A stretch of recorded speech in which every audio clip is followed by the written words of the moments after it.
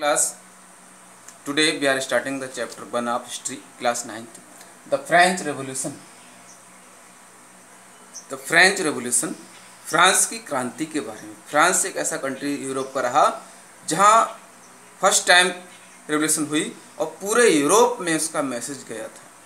यानी पूरे यूरोप में सभी कंट्रीज जान गए थे कि जैसा फ्रांस ने किया वैसा हमें भी करना है और अपने देश को एक नेशन बनाना था उन्हें। तो नेशन स्टेट कैसे बना फ्रांस, इस चैप्टर में जानेंगे हम।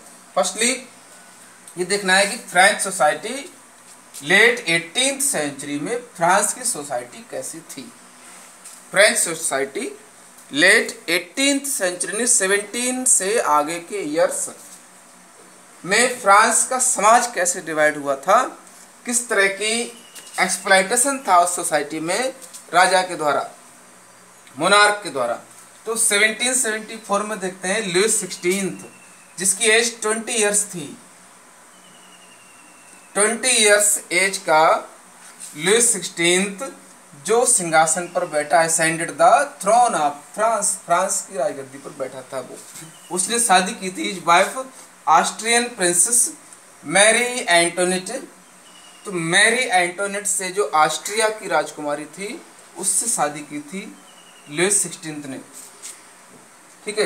अब the new king found the treasury empty due to long wars.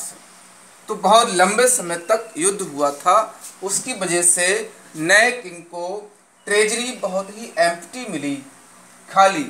सरकार का जो खजाना होता है इसे ट्रेजरी कहते हैं।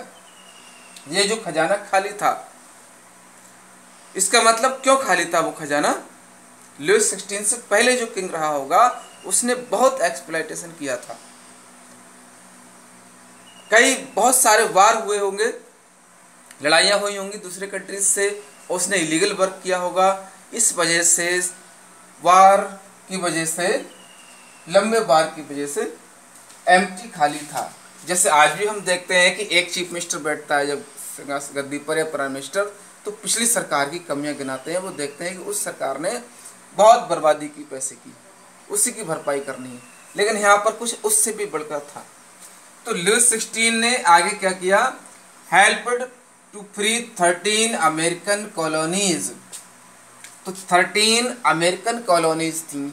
कॉलोनीज का मतलब आप जान चुके हैं क्या होता है, टू फ्री फ्रॉम ब्रिटेन।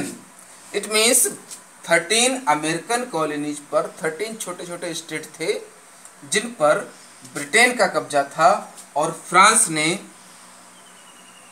के किंग लुइस 16 ने हेल्प की थी उन्हें आज़ाद कराने में। यानी कि यूएसए की हेल्प की थी फ्रांस ने, तो भी उसका ट्रेजरी और खाली हो गया। तो इस बार ने और ऐड कर दिया। तो इस द बार added more than a billion libra. Libra वहां की एक करेंसी को कहा जाता है, लिब्र। तो 1 बिलियन से ज्यादा लिब्र और ऐड हो गए उनके कर्ज में, और प्लस 2 बिलियन डेट ऑलरेडी था। 2 बिलियन लिब्र डेट पहले से था फ्रांस पर। अब उसे अपनी गवर्नमेंट चलानी थी, एडमिनिस्ट्रेशन को चलाना है।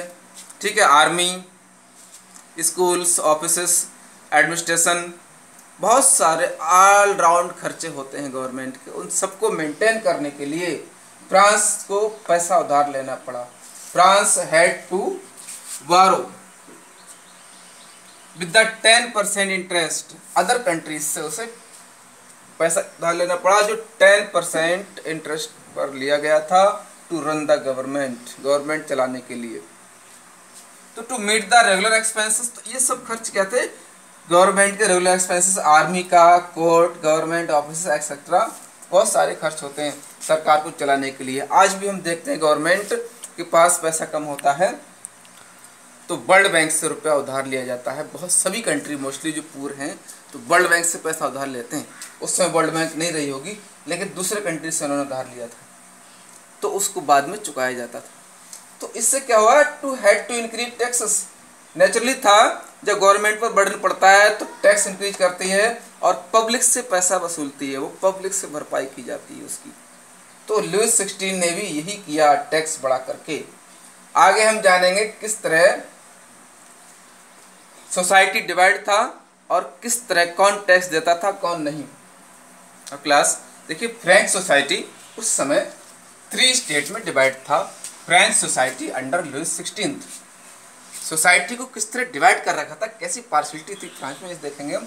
फर्स्ट स्टेट के लोग जो थे, इट मीन्स टॉप मोस्ट होते थे ये क्लर्जी पर्सन्स, चर्च के लोग। क्लर्जी मीन्स क्या होता है, क्रिश्चियंस क्लर्जी को पादरी या धर्मगुरु हिंदू धर्म में कहते हैं। देखिए संत महात्मा जितने भी मंदिरों के मालिक हैं हमारे देश में, मठ है, मंदिरों के मालिक हैं पूरे देश में जितने भी, इंडिया में जिस तरह, ऐसे ही फ्रांस में क्लर्जी पर्सन्स चर्च के मालिक हुआ करते थे। पूरे देश में जितने भी चर्च हैं और जितने संत धर्मात्मा हुए वो सब क्लर्जी कहलाते थे। Next one nobility. नोबिलिटी जो प्रॉपर्टी के मालिक, अच्छी फैमिली से बिलोंग करने वाले, ठीक है, अच्छी फैमिली से बिलोंग करते थे, जिनके पास बहुत पैसा था, जमींदार थे जो, वो नोबिलिटी कहलाए, जिनमें लैंड लॉर्ड शामिल थे। ठीक है, उसके बाद थर्ड कैटेगरी में जो आते थे बिग बिजनेसमैन, यानी कि इस नोबिलिटी से नीचे की कैटेगरी में बड़े बिजनेसमैन। पीजेंट्स एंड आर्टिसंस होते थे। पीजेंट्स में होता farmers, small peasants and landless labourers, ये हुआ करते थे। अब टैक्स इंक्रीज किया सरकार ने अपने पैसे की भरपाई के लिए, अपने इकोनॉमी को मेंटेन करने के लिए टैक्स इंक्रीज किया। क्लर्जी पर्सन्स जो थे इन्हें कोई भी टैक्स नहीं देना पड़ता था, ये टैक्स फ्री थे, सरकार इनसे टैक्स नहीं ले सकती थी। ठीक, नोबिलिटी पर्सन्स थे, इनसे भी टैक्स नहीं लिया जाता था, जबकि इनके पास 60% लैंड हुआ करता था, 60% जमीन इनके पास थी।